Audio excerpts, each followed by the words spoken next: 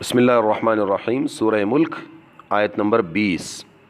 اعوذ باللہ من الشیطان الرجیم، بسم اللہ الرحمن الرحیم۔ امن هذا الذی هو جند لکم ینصرکم من دون الرحمن ان الکافرون الا فی غرور۔ بھلا وہ کون ہے جو فوج ہے تمہاری مدد کرے تمہاری رحمان کے سوائے منکر پڑے ہیں برے بہکائے میں۔ ارشاد فرماتے ہیں امن ھذا الذی ھو جند لکم ینصرکم من دون الرحمن۔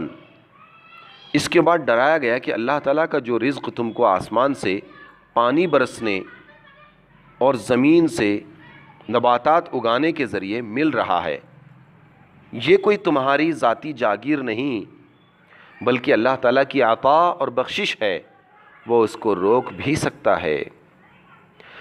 امن ھذا الذی یرزقکم ان امسک رزقہ بل لجوا فی عتو ونفور۔ بھلا وہ کون ہے جو روزی دے تم کو اگر وہ رکھ چھوڑے اپنی روزی؟ کوئی نہیں، پر اڑ رہے ہیں شرارت اور بدکنے پر۔ اس کا یہی مطلب ہے۔ آگے کفار کے حال پر افسوس ہے، یعنی یہ مطلب ہے کہ بھئی اگر اللہ ہی روزی روک لے تو تمہیں کون روزی دیکھنے والا۔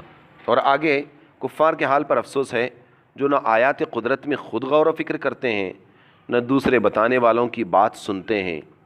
بل لجوا فی عتو ونفور، یعنی یہ لوگ برابر اپنی سرکشی اور حق سے دوری میں بڑھتے ہی جاتے ہیں۔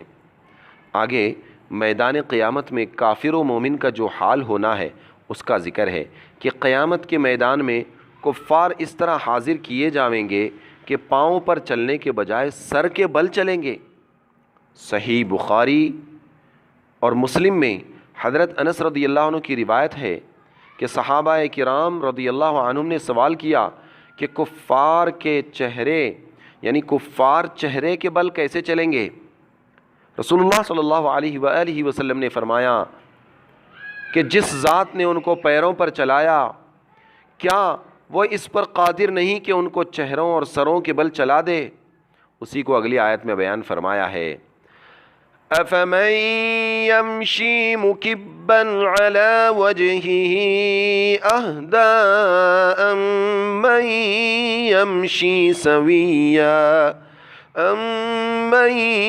يَمْشِي سَوِيًّا عَلَى صِرَاطٍ مُسْتَقِيمٍ۔ بھلا ایک جو چلے اوندھا اپنے منہ کے بل وہ سیدھی راہ پائے یا وہ شخص جو چلے سیدھا ایک سیدھی راہ پر؟ یعنی کیا وہ آدمی جو اوندھا اپنے چہرے کے بل چلے زیادہ ہدایت پانے والا ہے یا وہ جو سیدھا چلنے والا ہے؟ سیدھا چلنے والے سے مراد مومن ہے کہ ہدایت یافتہ وہی ہو سکتا ہے۔